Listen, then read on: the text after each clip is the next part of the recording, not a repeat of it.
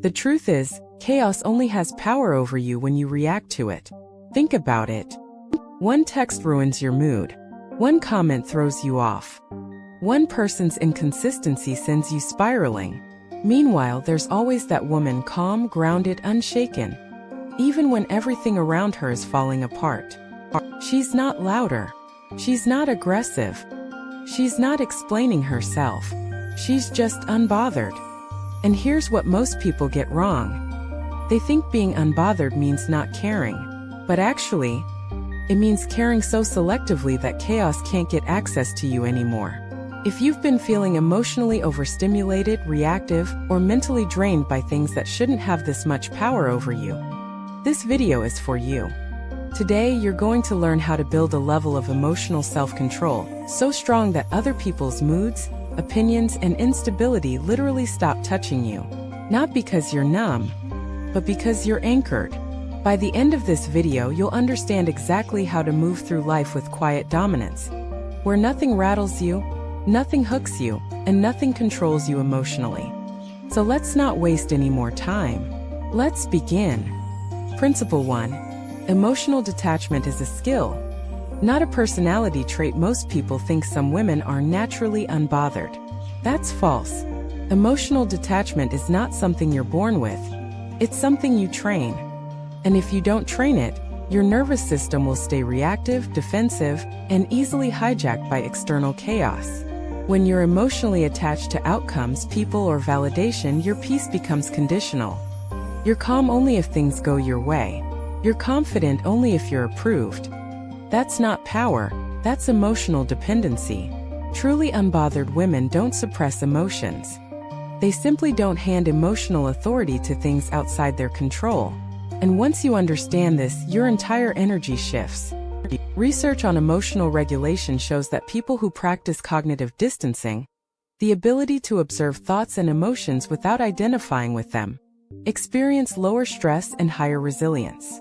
This works because psychologically, when you create space between stimulus and response, you regain control over your nervous system instead of reacting on autopilot. Think of someone like Anne Hathaway in interviews. She's warm, present, but never reactive. Criticism doesn't bait her. Praise doesn't inflate her. That's not indifference, that's regulation. She's emotionally self-contained. Or think about a real-life scenario. Someone ignores your message. The reactive response is anxiety, overthinking, and self-blame. The detached response is simple. Interesting. I'll continue with my day. Same situation. Completely different power dynamic. Here's how you start building emotional detachment practically, not theoretically. Name the emotion instead of becoming it. Say, I'm noticing irritation, instead of, I'm irritated. That one sentence creates psychological distance. Pause before reacting always. Even a 5-second delay disrupts emotional hijacking. I ask this grounding question. Will this matter in 30 days? If not, it doesn't deserve 30 minutes. Stop narrating stories in your head. Detachment grows when you stick to facts, not interpretations. Practice selective investment. Not everything deserves your emotional energy. Decide consciously where it goes. Now, this is important. Emotional detachment is the foundation. But detachment alone isn't enough. Because if you detach without inner stability, you just become avoidant, not powerful. Which brings us to the next principle, the one that actually makes your unbothered energy unshakable. And if you're realizing this is something you actually want to master, make sure you're subscribed. We go deep into this kind of emotional power here. I'm curious, what's the one situation lately that's been triggering you more than it should? You don't have to overshare. Just name it in one sentence in the comments. Principle 2. Inner stability comes from self-trust, not control. Here's the uncomfortable truth most people avoid. You're bothered because you don't fully trust yourself. Most people try to feel calm by controlling external chaos, controlling people's reactions, controlling outcomes, controlling how situations unfold. But control is fragile. The moment something unexpected happens, your sense of safety collapses. Unbothered women don't rely on control. They rely on self-trust. Self-trust is the deep, unshakable belief that no matter what happens, you'll handle it. And when you trust yourself at that level, chaos loses its threat. Because what are you afraid of exactly? That you won't survive it? That you'll fall apart? That you won't be enough? When you trust yourself, emotional stability becomes internal instead of situational. Psychologically, this works because self-trust reduces perceived threat. Studies in cognitive psychology show that when individuals believe in their coping ability, the brain's stress response is significantly reduced. Your nervous system relaxes not because life is predictable, but because you are reliable. That's the difference between fragile calm and grounded calm. Look at someone like Megan Fox. Love her or not, she doesn't over-explain. She doesn't chase public approval. She's been criticized relentlessly. Yet she moves with a steady, unapologetic energy. Why? Because she's not outsourcing her worth to public opinion. Or think about a situation you've lived through. A breakup, rejection, or failure you thought would destroy you, but didn't. You adapted. You grew. You survived. That's proof you're more resilient than your anxiety tells you. This is where things shift from theory to embodiment. Keep promises to yourself, especially small ones. Self-trust is built through consistency, not grand gestures. Stop abandoning yourself to keep peace. Every time you betray your own boundaries, you weaken trust. Say less. Mean more.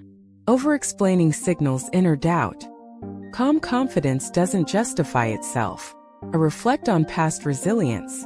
Regularly remind yourself, I've handled worse than this. Act from alignment, not fear. Ask, what would I do if I trusted myself completely right now? But here's the thing. Even with detachment and self-trust, there's one habit that silently pulls you back into chaos if you're not careful. It's subtle. It's socially normalized. And it's the fastest way to give your power away without realizing it. Principle 3. Stop seeking emotional validation.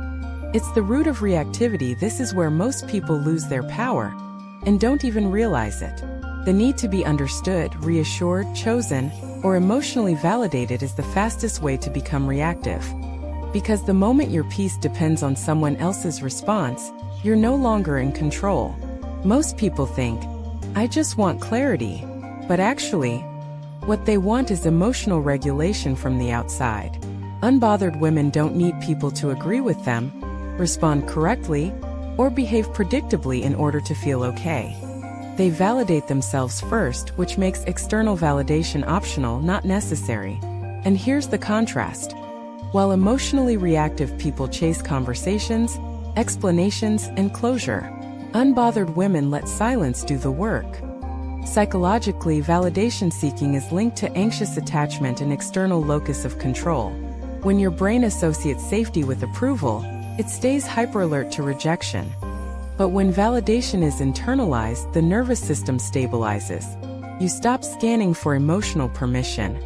This works because self-validation reduces dependency loops, and dependency is what keeps you emotionally hooked. Rachel McAdams is a perfect example of this energy. She's famously private, selective, and grounded. She doesn't overshare. She doesn't correct every narrative. She lets people think what they want because her identity isn't built on being constantly affirmed. Now think about a relatable scenario. Someone disappoints you. The reactive response is confronting, explaining, hoping they'll understand.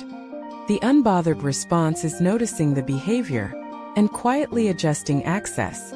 One seeks validation. The other applies standards. Here's how you start reclaiming emotional authority. Answer your own emotional questions first. Before asking someone else, ask, what do I think about this? Resist the urge to explain yourself.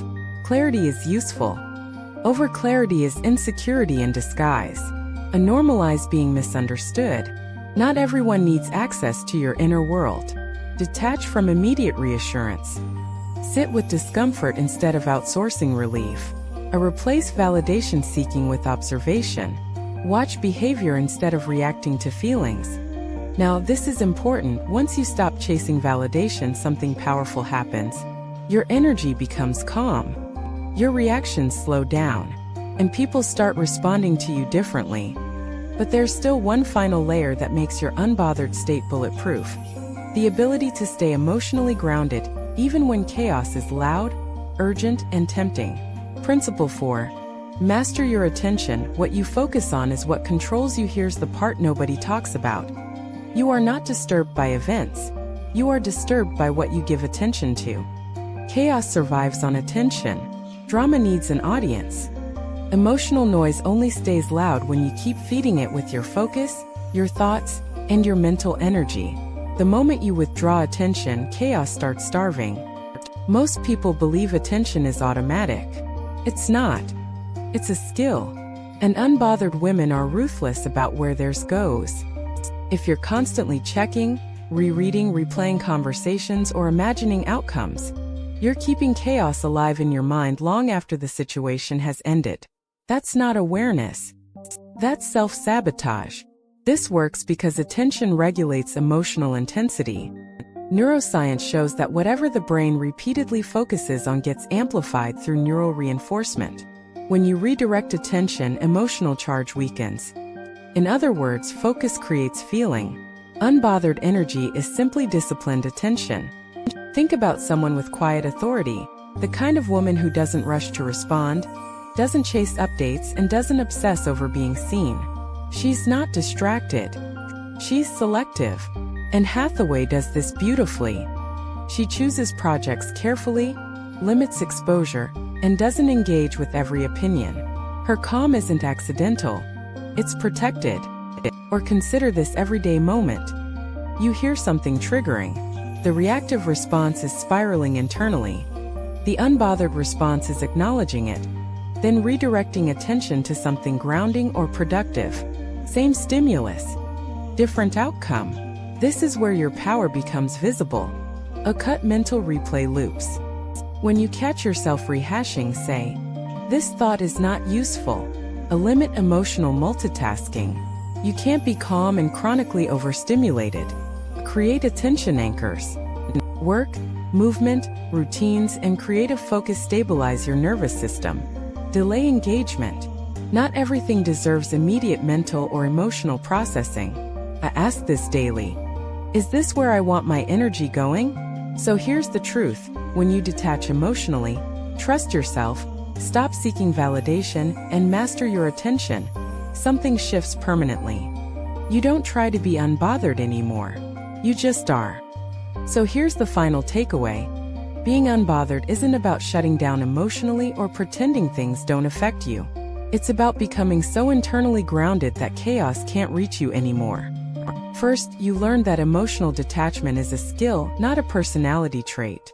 When you stop identifying with every emotion, you stop being controlled by them. Second, you saw that inner stability comes from self-trust, not control. When you trust yourself to handle whatever happens, life stops feeling threatening. Third, you understood that seeking emotional validation is the root of reactivity. The less you need reassurance, the more power you naturally hold. And finally, you learn that attention is everything. What you focus on grows, and when you stop feeding chaos with your attention, it disappears. This is how you become calm in situations that used to overwhelm you. This is how you move with quiet dominance. And this is how you protect your peace without explaining yourself to anyone. If you're becoming the kind of woman who values calm over chaos and self-trust over validation, subscribe. This channel is for women who move differently and intentionally. If you're becoming the kind of woman who values calm over chaos and self-trust over validation, subscribe. This channel is for women who move differently and intentionally. This was the Magnetic Her. Thank you so much for watching. If you have any recommendations for my future videos, let me know in the comments. I read every single one. And until the next video, stay confident, smart, and glowing.